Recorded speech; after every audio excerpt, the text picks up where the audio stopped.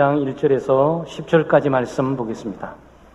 사도행전 12장 1절에서 10절까지 한 구절씩 교독하고 10절은 함께 한 목소리로 낭독하겠습니다.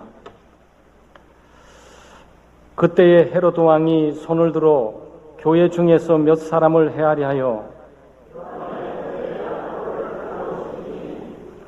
유대인들이 이를 기뻐하는 것을 보고 베드로도 잡으려 할새 때는 무교절 기간이라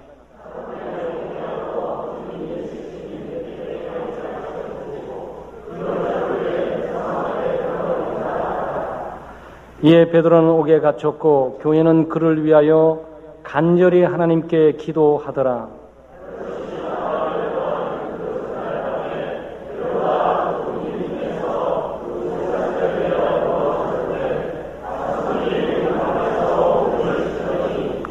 홀련히 주의 사자가 나타나매 옥중에 광채가 빛나며 또 베드로의 옆구리를 쳐 깨워 이르되 급히 일어나라 하니 쇠 사슬이 그 손에서 벗어지더라.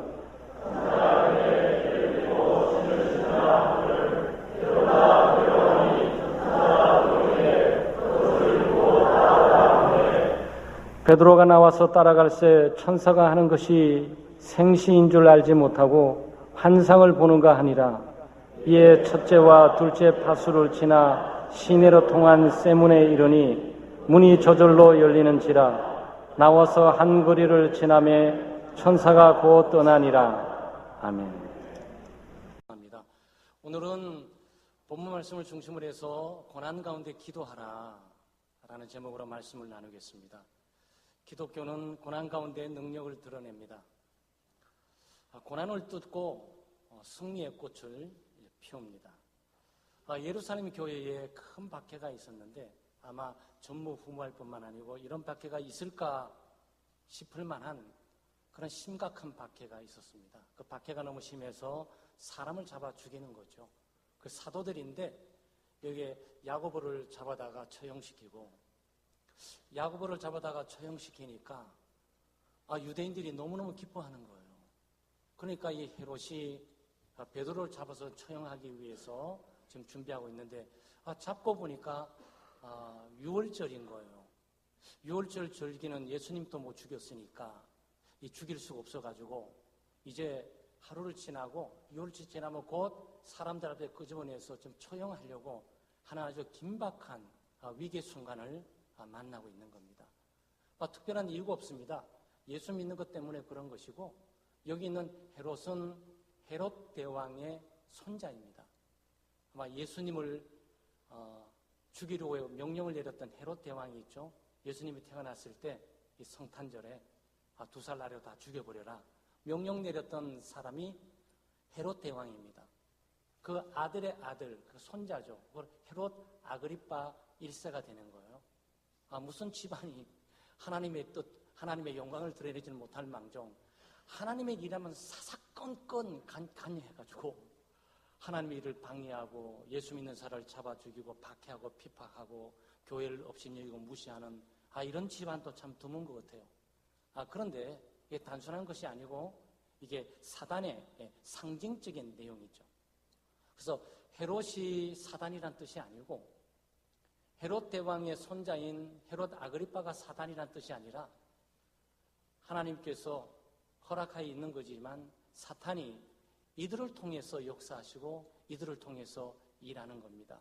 그래서 오늘 본문 말씀을 중심해서 기독교의 정말 고난 가운데 승리하는 믿음을 가지고 우리 개인적으로 또 가정적으로 때로는 국가적으로 때로는 교회적으로 어려움과 시련, 고난을 당할 때 정말 믿음으로 승리하는 그런 교우들 되시기를 주의 이름으로 축원합니다. 무엇보다 본문을 통해서 얻을 수 있는 게 박해가 일어난 원인이 단순한 정치적인 이유만이 아니고 이 사탄의 역사입니다. 그 예수 믿는 사람들은 하나님을 믿는 것이고 또 예수 믿는 사람들은 사탄의 존재도 믿습니다. 하나님의 모든 역사를 주관하고 다스리지만 사탄은 또 보이지 않게 하나님의 일들을 방해하고 하나님의 뜻을 거스리고 예수를 믿지 못하게 하는 거고 믿는 자들이 모이지 못하게 하는 거고 믿는 자들이 예배드리지 못하도록 하는 거고 여러 가지 시련과 시련들, 고난과 박해와 비팟들, 경제적인 빈곤이나 정치적인 탄압을 통해서 이 기독교를 대항하는 바로 사탄 세력을 우리가 이 배후에 보게 되는 겁니다. 말씀드렸던 것처럼 여기 있는 박해를 가하고 있는 것은 헤롯 아그리파 1세예요. 헤롯 대왕의 이 손자인 것입니다. 그래서 이 집안이 사용됐다는, 사탄의 도구로 사용됐다는 것은 놀라운 일인데, 하나님께서 헤롯 배후의 역사하고 지키셔야 되는데, 사탄도 하나님 못지않게 강한 세력과 힘을 가지고 하나님의 백성들을 유혹하고 미혹하는 거예요. 지금 헤롯 아그리파 1세가 등장하면서 마치 우리 외부적으로 보게 되면 할아버지 헤롯 대왕이 예수님을 죽이려고 그때 칙령을 내리면서 했던 장본인이야. 또 지금 보니까 그 손자 헤롯 아그리파 1세가 또 저 교회를 핍박하고 박해하고 교회 지도자들을 죽이려고 이렇게 하는 거야. 이렇게 보이는 거죠. 사실 헤롯 아그리파 1세가 이렇게 할 때는 이유는 있어요. 왜냐하면 자기 정치적인 입지를 굳혀야 되지 거 아니겠어요? 자기 정치적인 입지를 굳히려면 사람들이 따라주고 환호해주고 인기를 좀 얻어야 되는데 인기를 얻을 방법이 없는 거예요. 그러니까 혹시 유대인들이 좋아하지 않는 예수를 죽였으니까 예수 믿는 사람들을 박해를 한번 해보면 이 사람들이 어떨까라고 또 보면서 동시에 자기 정치적인 입지를 한번 확인해 보려고 한 거예요. 그래서 야고보 지도자를 해서 죽이니까 예상외로 유대인들이 너무너무 기뻐하고 좋아하는 거예요. 바로 이거다. 그래서 이 사람들의 인기를 먹고 정치 입지를 강화하기 위해서 그 다음에 타겟을 기독교인으로 두면서 이제 베드로를 잡아 죽이고 한 명 한 명 해서 그냥 각계 전투로 죽이다가 모두 다 흩어져서 없애버리려고 지금 이 상황이 전개되고 있단 말이죠. 이는 어떤 보면 사람이 하는 것처럼 보이죠. 어떤 사람의 정치의 야망이라든지 목적을 달성하기 하는 것처럼 보이지만 예수 믿는 사람들은 이 배후에 역사하고 있는 어둠의 실체, 이 사탄의 역사를 볼 수가 있어야 하는 거죠. 사탄은 사람을 통해서 역사해요. 사람 배후에 역사합니다. 그래서 정치인들 배후의 역사, 정치 권력을 갖고 있는 사람들을 통해서 역사할 수도 있어요. 그러니까 히틀러가 어떤 측면에 보게 되면 아마 여러분 볼 때 600만 명이나 사람, 저게 사람이야 그러죠. 네, 사람은 그렇지 못하지. 사람이 어떻게 그런 짓을 할 수 있습니까, 여러분? 그러나 그 배후에 악한 영이 있는 것이고 그 악한 영이 마음을 미혹하는 것이고 그 악한 영이 어둠의 세력을 가득 차서 그 일을 하게 역사를 하고 있는 거죠. 하나님을 믿지 못하게 하는 거고 하나님의 뜻을 거스르게 되는 거고 예수 믿는 사람들의 믿음들을 방해하는 일들을 이 사탄이 공공하게 역사하는 겁니다. 정치적인 세력을 통해서 문화나 경제나 또는 예술이나 모든 경로 배후의 가운데 화려하게 보이고 그럴듯하게 보이는 그런 모든 전면 속에 배후에서 사탄이 역사하면서 하나님을 거스르게 하고 하나님을 믿지 못하게 하고 하나님이 없다고 조장하고 하나님이 있어도 능력이 없는 하나님으로 조장하고 또 하나님이 있어도 엉뚱한 신을 만들어 섬기는 우상 숭배를 조장하게 하고 그런 거예요. 그리고 여기 지금 무슨 일이 벌어집니까? 예수 믿는 사람이 지도자가 죽고 있잖아요. 처형당하고 있어요. 교회는 흩어질 수밖에 없고 큰 두려움과 공포 가운데 있을 수 없고 위기도 이런 위기는 없습니다. 이런 정황 가운데 일들이 진행돼 가고 있는 거죠. 그러니까 흩어지게 되면 예배를 못 드리는 거죠. 흩어지게 되면 기도를 못 하는 거죠. 흩어지게 되면 봉사를 못 하는 거죠. 그러니 이 사탄의 역사임을 우리가 배후에 볼 수가 있는 겁니다. 사탄이 얼마나 간교하고 기회를 포착하는지 몰라요. 사탄은 기회를 포착하는데 명수예요.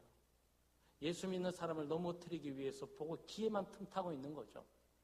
그래서 사탄은 우는 사자와 같이 삼킬 자를 찾아 두루 다닌다 그랬어요. 사탄의 표적이 되지 마세요. 아마 동물의 왕국이라든지 이런 동물 세계를 보게 되면 이 사자가 굉장히 강한 동물이잖아요. 그 맹수의 왕이죠. 이 사자가 어떤 동물들을 공격할 때 혼자 함부로 공격 안 합니다. 아무리 약해 보이는 것도 혼자 공격을 안 해요. 이 때로 공격을 하는 거죠. 뿐만 아니고 기회를 포착하는 거죠. 이렇게 지키고 있다가 그 다음에 비틀거린다거나 뒤처진다거나 약간의 흔들림이 있다면 그건 타겟이에요. 곧바로 모두가 그쪽을 향해서 돌진하게 되죠. 그 사탄이 예수 믿는 사람들을 넘어뜨리는 것이 그 방법이에요. 그리고 예수 믿는 사람들은 깨어 기도해야 됩니다. 단순히 정치 세력이나 문화, 경제 이런 예술 그 배후의 안티 기독교적인 이 개념만 보고 사람만 보는 것이 아니고 그 배후에 역사하고 있는 어둠의 실체들을 그 힘들을 우리가 인식할 수가 있어야 하는 거예요.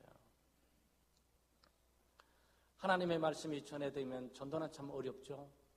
네, 전도는 어려운 정도가 아니고 불가능해요. 왜냐하면 사탄의 존재가 그 말씀을 믿지 못하게 하는 겁니다. 예수님이 씨 뿌리는 비유도 말했지만 이 씨를 뿌리게 되면 새가 와서 그걸 길가에 떨어져 잡아 먹어버리는 거죠. 하나님의 말씀이 지금도 전파되지만 지금도 사탄이 우리의 말씀대로 빼앗아 갈 수가 있다는 얘기. 우리는 영적인 전쟁을 하고 있는 거예요. 단순히 문화적인 활동을 하고 있는 것이 아닙니다. 사탄의 세력이 바로 우리를 예수 믿지 못하게 하는 거고 우리가 신앙을 갖지 못하게 하는 거고 모이지를 못하게 하는 거고 다양한 핑계와 다양한 탓을 만들어 놓고 그것을 정당화시키고 합리화시키면서 살아가도록 하는 거죠.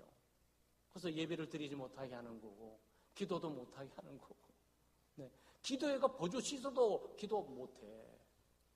교회에서 기도회가 버젓이 있어도 가고 싶어도 몸이 말을 듣지를 않아요. 그런 정황들이 우리 가운데 있게 되는 겁니다. 그래서 사탄은 때와 시기를 잘 포착하고 있어요. 12장 1절에 보게 되면 제일 첫 번째 뭐가 나옵니까? 그때에 그러잖아요. 그때에. 그러니까 하나님께서 하나님의 백성들에게 은혜를 주시는 때가 있어요. 늦은 비와 이른 비처럼 우리 각자 모두에게 형편에 맞게 하나님께서 주신 기회가 있고 때가 있단 말이죠. 그런데 사탄도 이 때를 엿보고 있다고. 언제 무너뜨릴 수 있는지, 언제 흔들리는지, 언제 의심하고 있는지, 언제 세상에 대해 눈을 돌리고 있는지 그것만 포착하고 있는 거죠. 그래서 그때 유혹하고 미혹을 해서 넘어뜨리고 쓰러뜨리게 되는 거예요. 그때가 언제입니까? 아마 여러분 잘 아시는 것처럼 선교가 활발하게 일어나고 있을 때, 선교가 활발하게 일어나서 안디옥에서 복음이 교회가 세워지고 거기서 하나님의 나라가 왕성하게 증거되고 확장되고 있는 바로 이때에 성공할 때 이 사탄이 이때에 놓치지를 않는단 말이에요.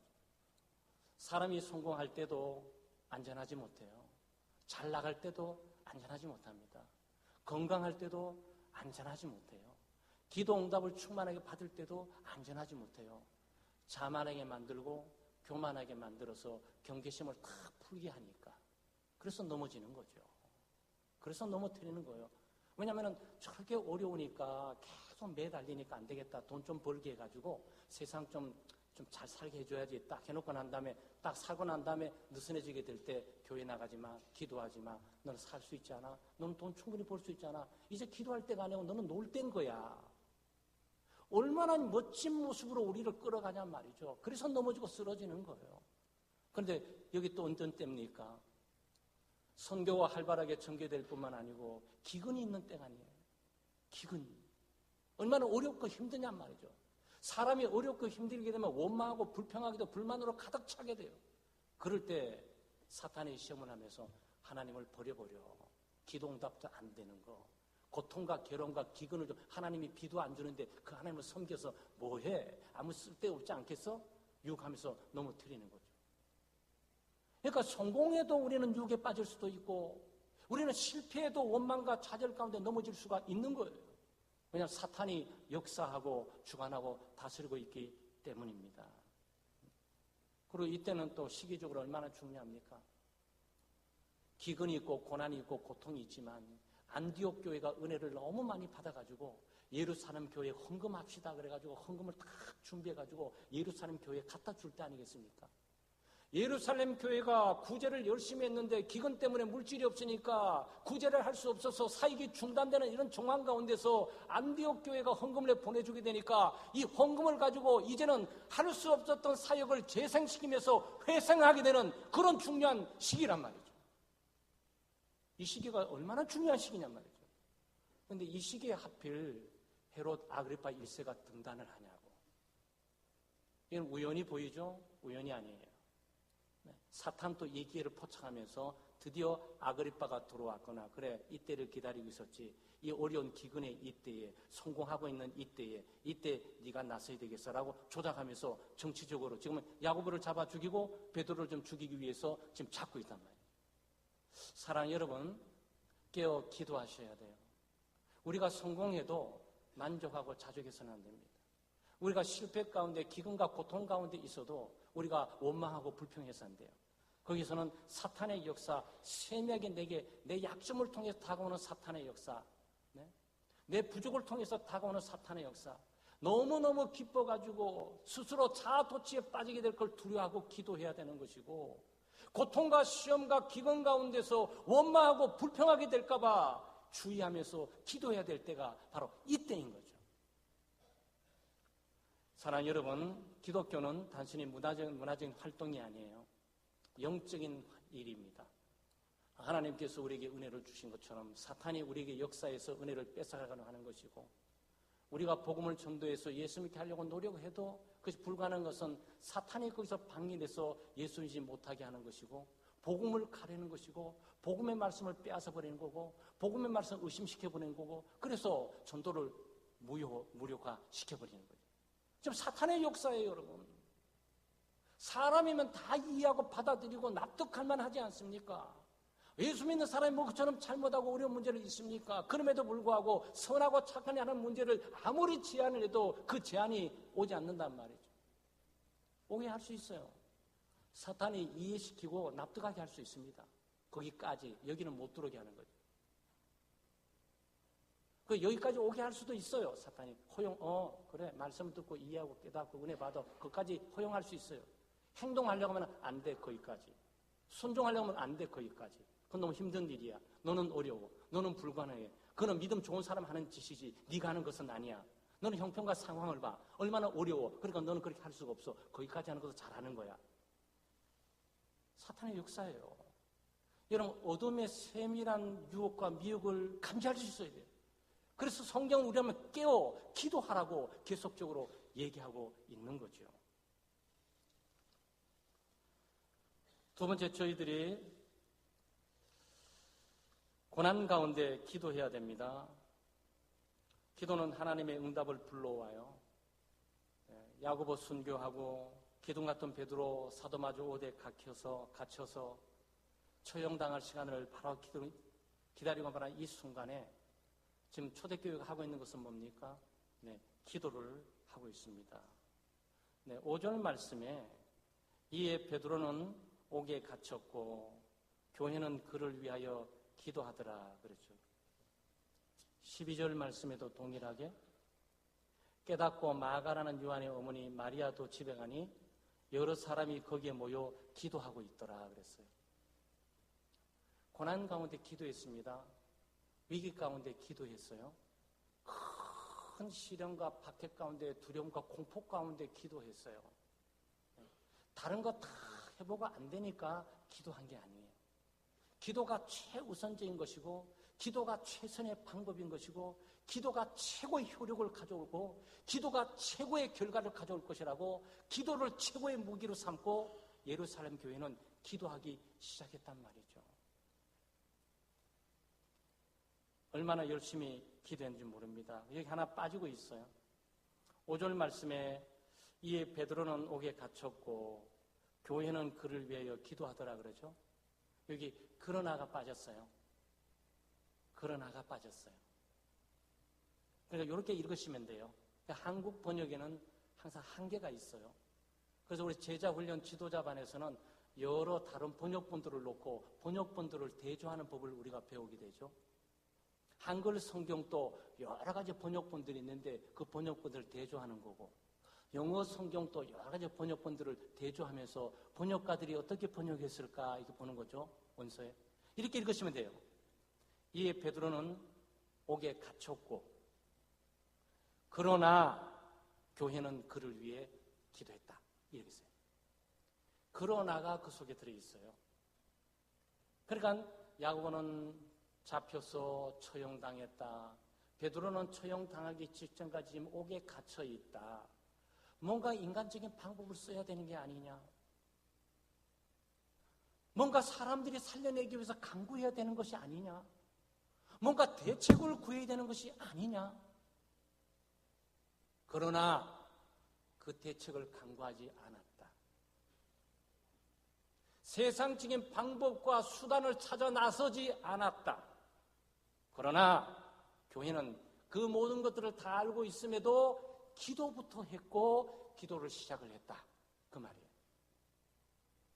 사람들이 이 지경에 놓으면 무슨 생각이 떠오릅니까?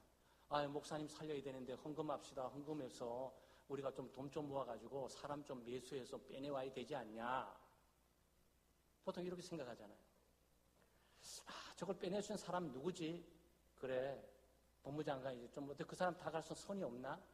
그 사람 좀 만나가지고 어떤 정치 권력의 좀 힘을 이용해서 좀 갈 수 있는 방법 없을까? 이렇게 돼야 되잖아. 그러나 그 모든 방법이 있는 것을 알면도 불구하고 그러나 교회는 그 방법을 사용하지 않았다. 교회는 인간적인 대책을 강구하지 않았다.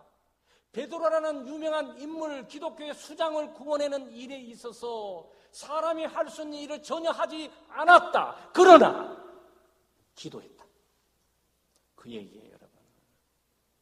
이게 초대교회 교인들의 저력입니다. 이게 믿음으로 살고 하나님을 의지하고 신뢰하는 사람들의 저력이죠. 한번 권력을 이용해 보려고 그러고 물질을 통해 매수해 보려고 해보다가 안 돼서 기도하는 것이 아니고 그런 방법도 아예 다 잘라버리고 기도부터 시작을 했다. 지금 이 말을 하고 있는 거예요. 참 너무 감동적인 내용이 아니겠습니까? 어떻게 기도했습니까? 간절히 기도했다 그랬어요. 그렇죠? 교회는 그를 위해 간절히 하나님께 기도했다 그랬어요. 네. 여기 간절히 온 마음을 쏟아내고 온 영혼을 쏟아내서 기도에 집중했다는 거예요. 기도 이외에 살 길이 없다. 사실 살 길이 없어요. 예루살렘 교회가 어떤 대책을 강구하려고 하지 않았던 이유도 있어요. 베드로는 2번이나 타러 간 경험이 있거든. 아마 여러분 사도행전 우리가 추적 공부해 오면서 여기에 계속적으로 베드로가 복음 전하다 갇혔을 때 또 하나님께서 그냥 자연적으로 구출해 주셔서 2번이나 타러 간 경험이 있어요. 그러니까 여기 정부 입장이 보게 될 때 이건 정가범이야. 이제는 실패할 수 없지. 아그리파 1세가 들어서 이제는 실패할 수 없어. 그 친구 지난번에도 전도하다가 또 섬기다가 잡혔는데 또 누군가 빼내줬다는데 아무도 근거도 없이 누군가 빼나갔다는데 도대체 간수들은 좀 문책을 당했겠죠. 근데 그 하나님께서 빼셨어요. 오늘 빼시는 것 하나님께서 똑같이 빼주셨어요. 그래서 지금 이 3번째는 어떻게 하면은 16명이 지키고 있는 겁니다. 16명. 베드로 하나 간수하는데 16명이 비추고 있어요. 그리고 그래도 불안하니까 손발에 사슬을 채웠어요. 그래도 불안하니까 옆에 군사나 둘이 똑같이 누워 있어. 그래도 안 되니까 문 1칸, 문 2칸, 문 3칸 이렇게 했어요. 이걸 누가 빼오냐고. 이걸 도대체 누가 빼오냐고. 불가능한 거예요. 그러니까 대책 강구할 것도 없어요. 그러니까 이 상황을 알고 예루살렘 교회는 오직 위만 바라볼 수밖에.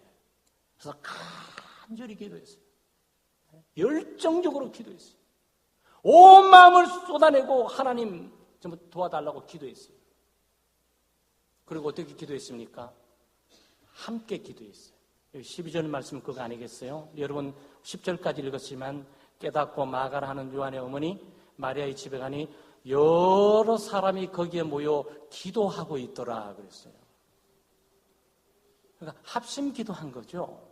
여러분 심야 기도에 오시게 되면 교우들끼리 서로 많이 모여서 교회를 위해서 여러 가지 제목을 놓고 우리가 기도합니다. 합심해서 기도한 거예요. 마음을 모은 거예요.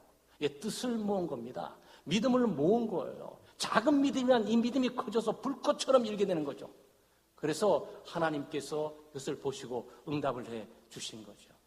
사랑하는 여러분, 혹시나 불가능한 것을 만나서 낙심하고 계십니까? 또 절망하고 계시는 게 있으세요?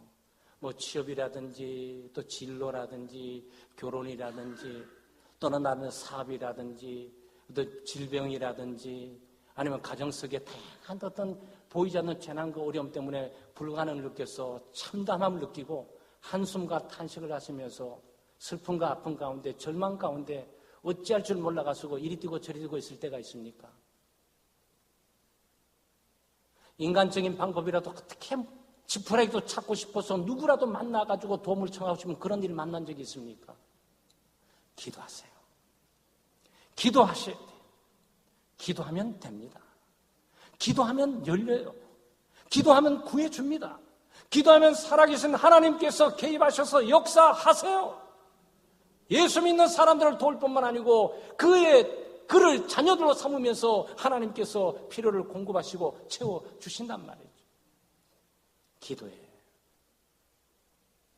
자, 한번 해볼까요? 기도하면 된다. 기도 안 하면 안 된다. 네, 기도 안 하면 아무것도 안 돼. 기도 안 하면 아무것도 안 돼. 우리 힘과 능력으로 할 수 있는 모든 것도요, 기도 안 하면 이것이 엉망진창으로 막 굴러 떨어지면서 막 뒤죽박죽 막 꼬여요. 기도하면 그렇게 꼬여있는 문제들도 하나하나 풀리면서 왜 이렇게 순조롭게 잘 나가? 이런단 말이죠. 기도하시기 바랍니다. 내 고난 가운데, 시련 가운데, 또 불가능한 것 가운데 경제 문제라든지 건강 문제라든지 앞으로 진로 문제라든지 꽉꽉 막혀서 답답하면서 절망감 가운데 한순간 탄식하고 어떨 때 불평과 불만, 원망으로 그 세월 보낼 시간이 없어요. 원망할 힘이 있으면, 불평할 힘이 있으면 그 힘을 가지고 기도하지. 여러분, 어떤 일에 원망하고 불평하고 어떤 일에 탓하는 것도 힘드는 거예요. 그거 신경 써야지, 그거 관심 써야지, 그거 주목을 내야지, 분석을 내야지, 그의 결과에 대해서 얼마나 애를 쓰고 힘드는지 몰라요. 그 힘을 가지고 하나님께 갖고 나와 기도하는 거예요. 기도하면 하나님이 역사하시고 그의 능력을 드러내십니다. 고난 가운데 기도해야 됩니다. 뿐만 아니고 믿음으로 하나님의 뜻을 따라 기도해야 돼요. 믿음으로 하나님의 뜻을 따라 기도해야 됩니다. 아마 여러분 궁금하실 거예요. 초대교회가 이처럼 열심히 온 마음을 다해서 온 교회들이 한 마음 한 들어가서 기도했는데 뭘 기도했을까? 주여 베드로 탈출시켜 주시옵소서. 옥문을 열어 주시옵소서. 베드로 살려 주시옵소서. 이거 기도했겠습니까? 주님, 저 왼수 같은 유대인들 예수님도 잡아 죽이더니인데 우리 야고보도 죽이더니 지금 베드로도 죽이려고 하고 있습니다. 그냥 내버려 두지 마십시오. 하늘에서 번개를 내려서 저들 모두를 무참하게 징벌해 주십시오. 이거 기도했겠습니까? 아니에요. 베드로를 위해서 기도했어요. 베드로의 탈출을 위해서 기도한 게 아니고 베드로가 노임받은 것 위해서 기도한 것이 아니고 베드로를 잡아들인 사람들에 대한 대가를 지불하고 기도한 것이 아니고 베드로를 위해서 기도했어요. 5절 말씀이 그 말씀이에요. 5절 말씀에 이에 베드로는 옥에 갇혔고 그러나 교회는 그를 위하여 기도했어요. 베드로를 위해서 기도했어요. 베드로를 위해서 뭘 기도했을까요? 베드로가 믿음을 지키도록, 베드로가 주님을 더 이상 부인하지 않고 견고하게 믿음으로 설 수 있도록 그 기도했어요. 왜 그렇습니까? 베드로는 과거 또 전적이 또 있어요. 예수님을 3번이나 부인했습니다. 예수님을 3번이나 부인한 전적이 있어요. 그런데 그때는 기독교가 제대로 이렇게 체계적으로 갖추기 전이었으니까 괜찮은데 지금은 교회가 제도가 준비되면서 집사님도 생기면서 교회가 조직이 체계가 이루어가는 상황 가운데 있어요. 사도행전 15장에 가게 되면 베드로는 처음 기독교의 첫 번째 하는 그 공회의 회장으로 등단하게 됩니다. 그러니까 이 사람은 기독교 수장인 거예요. 이 사람이 죽으면 다 죽는 거가 마찬가지고 이 사람이 주를 부인하면 다 부인한 것과 마찬가지고 이 사람이 실패하면 모두가 다 실패한 것과 마찬가지예요. 이 상황이 그래요.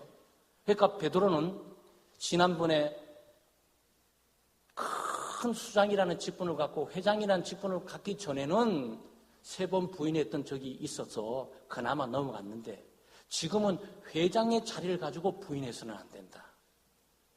회장은 부인해서는 안 된다. 밑에 많은 사람이 부인하자도 회장이 부인하자고 살아있으면 모든 그 전체가 살아있는 것처럼 보이는데 이 보통 문제가 아니에요. 그러니까 예루살렘 교회는 이 상황을 너무나 잘 알고 있어요. 주여 베드로 믿음을 지켜주십시오. 이제는 더 이상 주를 부인하지 않도록 해주십시오. 과거에 죽을까봐 예수님처럼 십자가에 못 박아 죽을까봐 두려웠는데 이제는 그 죽음마저도 두려워하지 않게 해주십시오. 어떤 측면에서 주여 주를 지키면서 믿음을 지키다가 장엄하게 순교하게 해 주십시오. 여러분 이런 강도로 기도했다고 보셔야 돼. 왜 그걸 압니까? 14절 15절 말씀에 나타나요. 14절 15절 말씀에 베드로의 음성인 줄 알고 기뻐하여 문을 미쳐 열지 못하고 달려 들어가 말하되 베드로가 대문 밖에 섰더라 하니 그들이 말하되 내가 미쳤다 하나 여자아이는 힘써 말하되 참말이라 하니 그들이 말하되 그러면 그의 천사라 하더라 그랬어요. 자, 이게 뭡니까? 이 베드로 사도가 주님의 은혜 가운데 이 옥문을 다 열고 하나님께서 도우심으로 추록을 했어요. 그래서 지금 모여있는 장소에 마가의 어머니 집에 그 다락방에 와서 모여서 지금 기도하고 있는지는 모르지만 거기 자기가 원래 있어온 곳이니까 왔어요. 오니까 문을 뚝뚝 두르니까 로데라는 여자아이가 누구세요? 누구세요? 그러니까 나 베드로라 그러는 거예요. 그러니까 이 여자아이는 깜짝 놀라서 너무 기뻤던 거예요. 너무 기뻐서 문을 열어주는 것도 잊어버렸어. 재빨리 들어가고 모여있는 기도하는 일간의 사람들이 베드로가 왔다 그러니까 전부들 베드로가 타락을 했다. 베드로가 정말 풀려났다. 베드로가 돌아왔다. 돌아오도록 기도했더라면 기도응답이 됐구나. 빨리 문 열어주라고. 왜 왔냐고 문 좀 열어주지 않고 이렇게 얘기해야 되잖아요. 한 번도 그렇게 기도해본 적이 없는 거야. 베드로는 나올 수 없다고 생각했고 나올 수 없는 게 기정사실이고 다만 거기서 부인하지 말아야 되는 거고 주를 부인하지 않고 순교하면서 죽었어야 되는데 사람이 왔다는 거야. 그러니까 네가 미쳤다.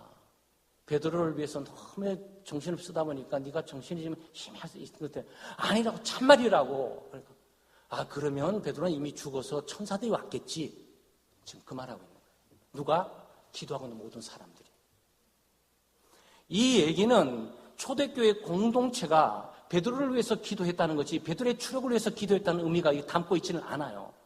그러니까 얼마나 담대한 기도를 했습니까? 이게 하나님이 기뻐할 만한 기도 아니겠어요? 하나님의 마음에 드는 기도죠. 하나님께서 더 좋은 것을 주시는 거예요. 베드로를 살려줬을 뿐만 아니라 주를 부인하지 않는 뿐만 아니고 순교하도록 하실 뿐만 아니고 오히려 살려주셔가지고 오히려 초대교회는 공동체 기도하는 당사자들에게 보내주신 거지. 더 나아가서 하나님은 이런 하나님이야. 능력의 하나님이야. 너희들은 베드로가 죽고 순교하고 믿음을 고백하고 드러내기를 원했지만 나는 베드로가 순교하지 않도록 하고 믿음을 지킬 뿐만 아니고 오히려 너희들에게 돌려주실 뿐만 아니고 하나님의 능력과 영광을 드러내고 있는 거야. 이게 뭡니까? 하나님은 생각하는 것이나 간구하는 것에 넘치도록 하는 거지. 100만 원 필요하다는데 1억을 막 주셔버리고 1000만 원 필요하다는데 100억을 막 주셔버리고 우리가 생각하고 간구한 이상 것들을 하나님께서 채워주시고 공급해 주시는데 이 기도 내용이 너무 좋지 않는 말이죠. 그런데 이게 특별한 게 아니에요. 초대교회 교인들뿐만 아니고 기독교 역사의 모든 이런 기도 내용들, 이런 심정의 신앙 고백과 믿음으로 살았어요. 아마 주기철 목사님이 우리 교단도 신사참배를 하지 않고 동방예배를 하지 않는 신앙의 순수함을 추구하는 교단입니다. 성경대로 믿고 성경대로 살고 성경의 하나님을 믿고 있는 거죠. 그 주기철 목사님이 신사참배를 거부했다가 끌려가셨어요. 일반 순사들이 와서 잡아갔어요. 그래서 고문을 하며 아무리 예수를 부인하라 그래도 예수는 부인하고 있으니까 그냥 다른 사람 다 옥에 죽은 사람도 있고 순교자들이죠. 죽은 사람들도 고문에 이기다가 완전히 그 사람이 온몸이 비투제 오는 분도 있고 그 주기철 목사님이 풀려났어요. 뭐 무슨 놈인지 순사들이 풀려나게 한 거예요. 그러니까 일부에서는 기독교 역사를 해석하기를 일본 사람들이 이게 스스로의 자멸이나 스스로 분열을 책동하기 위한 전략이 아니냐. 주기철 목사가 풀려났다는 얘기는 주를 부인했음에 틀림이 없다. 일부 기독교에서 주를 부인했기 때문에 살아서 온 거지. 그러니까 주기철 목사를 따르면 안 되라고 주기철 목사님을 중심으로 신사참배를 거부했던 사람들이 분열시키는 책동을 그렇게 선동한 것이 아니냐 이렇게 보고는 있는데 우리는 그 상황은 잘 몰라요. 어떻든 풀려나셨어요. 풀려나고 난 뒤가 문제예요. 집에 갔으면 사모님 얼마나 기뻐하셔야 되냐고. 여보 얼마나 고생하냐고. 기도 많이 했다 그래야 돼. 주기철 목사님 사모님 당신이 왜 여기 나와 있냐고. 당장 들어가라고 옥으로. 이렇게 했어요. 여러분 어떻게 생각하세요? 여기 우리 여성 우리 아내분들도 많은데 남편에게 그럴 용기 있습니까? 그 주기철 목사 사모님이 뭐가 정신이 이상해서 그런 겁니까? 아니에요. 남편의 목숨보다도 하나님의 영광과 하나님의 뜻을 생각했던 거예요. 이게 남편이 살아온 것까지 좋지만 이게 교회나 하나님의 영광이나 하나님의 뜻을 거스는 일이 작동되게 되면 이거는 남편의 모든 일들이 허사가 된다.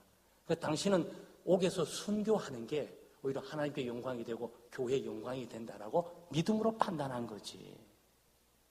믿음으로 본 거죠, 여러분. 이 초대교회에 가지고 있는 믿음의 사상과 신앙적인 삶이 초대교회만 있는 것이 아니고 기독교 역사에 면면이 있었어요. 그것이 여기는 기도를 통해서 나타난 거고 주기철 목사님의 가정사에서는 사모님이 그것을 통해서 선포를 한 거죠. 그렇다고 해서 여기 계신 우리 아내들이 당신도 주님 위해서 죽으라 이렇게 말하시는 분위기는 아니에요. 그런 분위기는 없으니까 괜히 주기철 목사님 본받으라고 남편 들들 볶으시면 안 돼요. 그래서 이것도 끔찍한 일이 되잖아요. 근데 그런 정황이 있게 될 때 남편의 목숨이 먼저냐 하나님의 영광과 뜻이 먼저냐를 결단해야 될 때가 있다고. 지금 베드로 사도의 목숨이 얼마나 귀한 목숨이고 이 자리가 얼마나 귀한 자리입니까? 그러나 베드로 사도가 만약에 주를 부인하고 살아 돌아온다면 기독교의 수치야. 기독교의 역사에 영원히 존재하는 동안은 정말 그 어두움으로부터 빠져나올 방법이 없어요. 그러니까 교회가 믿음의 순수함과 하나님의 거룩한 뜻과 영광을 위해서 베드로가 거기서 죽는 게 그것은 하나님의 뜻이에요. 그렇게 초대교회는 그렇게 본 거예요. 그런데 하나님께서 그 뜻대로 그래 베드로가 죽기를 원해서 내가 베드로를 죽여주지. 그러면서 베드로를 순교시켰습니까? 아니에요. 하나님께서 초대교회 공동체의 간절한 기도와 합심한 그런 것들을 보고 너무나 가슴이 뭉클하고 하나님의 마음이 합하고 하나님의 마음이 뜨거워지신 거지. 그러니 하나님께서 초자연적 기적의 역사와 이것은 16명이 지키는 거, 바로 2명이 지키는 거, 여기에 모든 쇠사슬에 다 갇힌 거, 문들이 3, 4개월이 넘는 모든 것들이 순조롭게 그냥 뚫려서 지금 나왔다고 얘기하고 있지 않습니까? 이걸 뭐라 그럽니까? 기적이죠. 초자연적인 역사예요. 하나님의 능력만 이렇게 할 수가 있는 거죠.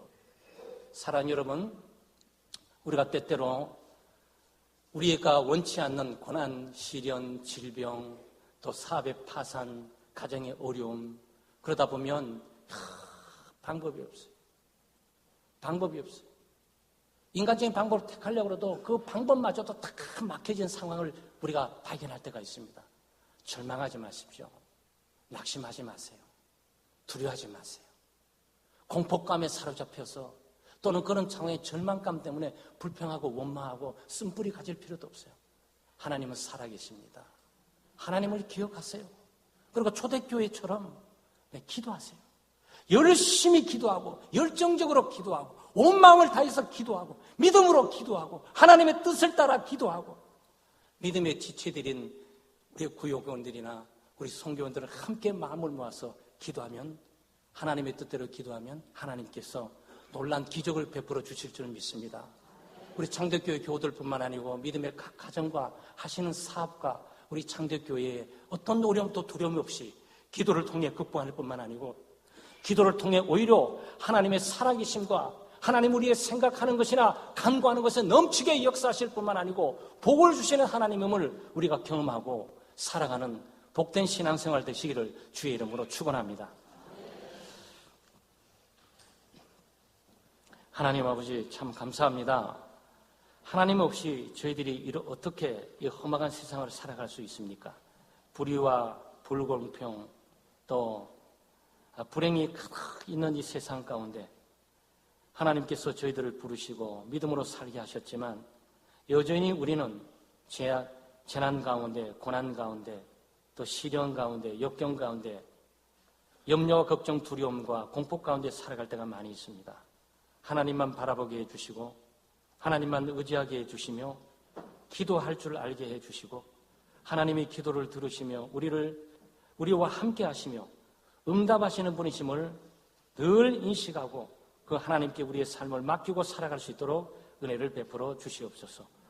혹 우리 가운데 인간적으로 세상적으로 불가능한 벽과 장애를 만나서 경제적인 문제나 진로 문제나 가족과 가정의 문제나 사업의 문제로 낙심하고 실망하고 좌절하는 우리 교우들이 있다면 찾아가 주셔서 귀한 이 말씀을 통해서 정말 하늘을 바라보게 해주시고 하나님을 바라보게 해주시며 마음을 하나님께 쏟아내고 기도하게 하시고 성도들과 믿음의 가족들과 함께 기도함으로 초대교회가 베드로 사도의 기적의 역사를 통해 하나님의 능력을 경험한 것처럼 문제가 해결함으로 하나님의 기적과 그 영광과 능력을 다시 한번 경험할 수 있는 복된 교우들의 삶이 될 수 있도록 도와주시옵소서.